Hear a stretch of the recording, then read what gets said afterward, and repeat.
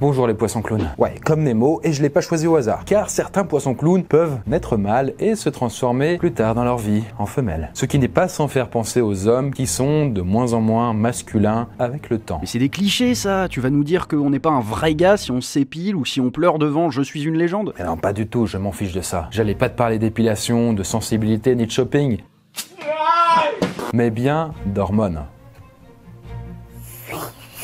Pas mal ce concentré de testostérone. Mais Chris, c'est de la colle à bois. Ah, intéressant. Donc oui, parce que selon une étude américaine, qui a d'ailleurs été reproduite au Danemark, le taux de testostérone moyen des hommes a baissé de 17% entre 87 et 2004. Et comme vous le savez, la testo, c'est l'hormone mâle par excellence. C'est elle qui permet l'apparition des caractères sexuels secondaires. Bref, une hormone plutôt nécessaire, d'autant plus qu'elle permet de maintenir le désir, la masse musculaire, le moral des hommes ou encore leur sérénité. Oui, puisque la testo, ça diminue la peur et le stress. Et putain, arrête avec ta colle à bois. Ok. Et d'ailleurs, si le sujet vous intéresse, vous avez un super documentaire sur l'abstinence qui se trouve sur ma chaîne Poisson Fécond TV. Le lien est juste dans la description. Non, je suis pas abstinente, moi je suis célibataire. Bref, autant dire que la baisse générale qui a été mesurée dans la population n'est pas forcément très réjouissante. Mais alors, pourquoi est-ce que la testo semble nous quitter et comment la faire revenir? Eh bien, ça va être notre question et notre enquête en 360 secondes. Notre hygiène de vie actuelle est probablement le premier coupable de la baisse de testo. Premièrement, parce qu'on mange trop. Aux États-Unis, par exemple, il y avait moins de 15% d'obèses dans les années 90 et aujourd'hui, on est, tenez-vous bien, à 40%. Ok, ils sont fat, mais quel rapport avec la masculinité? Eh bien, le rapport, c'est que le surpoids fait baisser le taux de testostérone. Car, en gros, sans mauvais jeu de mots, la graisse convertit une masse de la testostérone en œstrogène, c'est-à-dire en hormone femelle. Et pour vous la faire courte, ça inhibe la sécrétion de testo. Et ça peut devenir un cercle assez vicieux puisque un faible taux de testostérone peut favoriser la prise de poids et la prise de poids diminue encore le taux de testo. Mais la calorie n'est pas le seul ennemi de la testo. Il y a aussi tout un tas de cocktails de produits chimiques dans lesquels on baigne au quotidien, comme par exemple les pesticides, les phtalates, PCB et j'en passe. Ils sont présents dans la bouffe, les plastiques et les produits de beauté et ces composés sont ce qu'on appelle des perturbateurs endocriniens. Ah mais il y en a partout. Absolument partout. Ils sont là, ils sont dans les campagnes.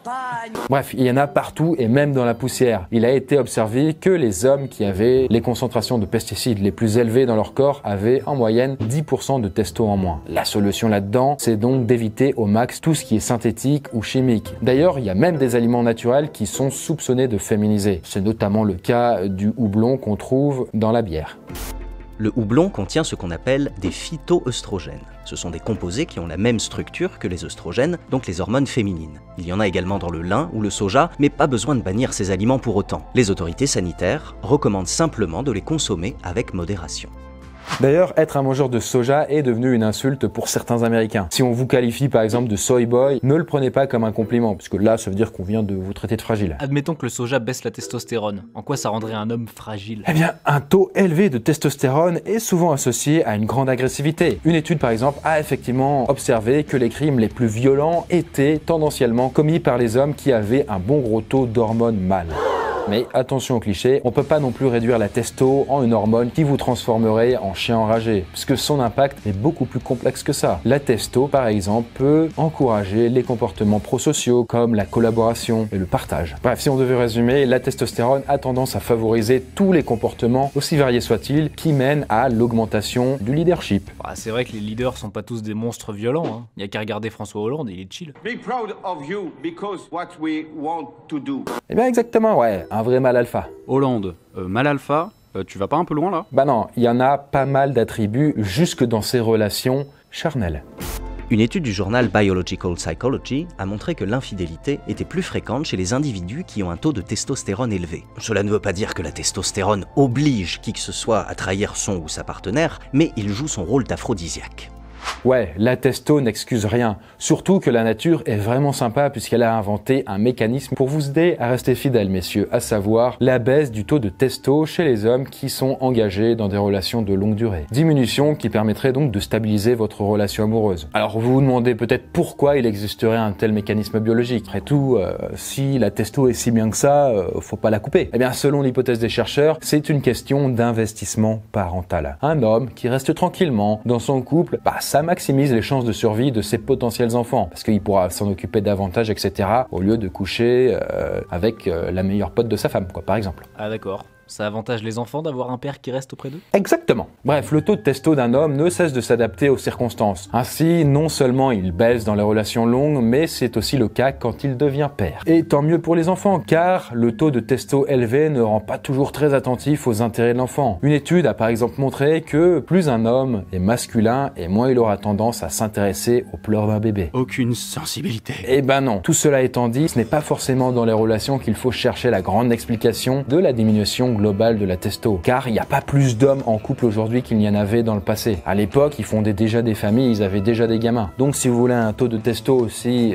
stratosphérique que François Hollande, je ne vous conseille pas d'abandonner vos enfants, mais abandonnez plutôt votre confort. Et oui, parce que notre mode de vie actuel, ultra sédentaire, pourrait bien être l'un des principaux responsables de la baisse de testo. Car, eh bien, la testostérone a un rôle anabolisant, c'est-à-dire qu'elle favorise la construction musculaire. Ce qui fait que plus on a d'activité physique, plus on met nos muscles à l'épreuve. Et donc, plus on sécrète de testo pour les réparer. Sauf que aujourd'hui, on fait de moins en moins de sport, on est de moins en moins actif, on utilise la bagnole, les transports en commun, etc., etc. Et notre sécrétion du coup d'hormones anabolisantes chute drastiquement. Bah pour compenser, on a qu'à faire du sport. Ah, je vais faire 3 heures de footing ce soir. Ah, pas besoin de courir derrière ta virilité pendant 3 heures si tu veux la booster. Il y a plus efficace que les sports d'endurance. Parce que pour sécréter plus de testostérone, il est plutôt conseillé de faire du sport à haute intensité. Genre, je sais pas, couper du bois à la hache, porter des gros pneus de tracteur. Genre Electric Borg qui équipe le tracteur T4 des New Holland. Oh, c'est vraiment le modèle de pneu parfait pour avoir une on s'en battrait pas un peu les couilles. Ou sinon, tu peux aussi soulever des haltères dans une salle de muscu, quoi. Mais bon, fais attention à bien choisir ta tenue de sport, là. Mais comment ça? J'ai envie de te dire, ne t'habille pas trop serré en bas, car les boxeurs et les vêtements serrés réchauffent les parties intimes et ça contrarie leur activité, dont la production de testostérone. Et certains scientifiques soupçonnent même le chauffage dans les habitations d'avoir le même effet. Donc bon, n'hésitez pas à vous aérer un peu les Bref, voilà. Vous avez peut-être quelques cartes à jouer pour stimuler votre testo et devenir peut-être la version la plus vigoureuse de vous-même. Du coup, en attendant, le taux de testostérone mondial continue de dégringoler. Et c'est à se demander si l'humanité arrivera à relever ce défi avant d'atteindre le chaos hormonal généralisé. Vive le petit chat! Donc voilà, j'espère que ce sujet vous aura intéressé et je rappelle que si ça vous intéresse, vous pourrez voir un documentaire sur l'abstinence sur la chaîne Poisson Fécond TV. Mais pas que, il y en a des dizaines d'autres évidemment sur des tas de sujets différents. Bref, le genre de choses que je traite sur la chaîne, mais là ce sont des documentaires ou des reportages. Le lien est en description. Sur ce, à plus la poiscaille.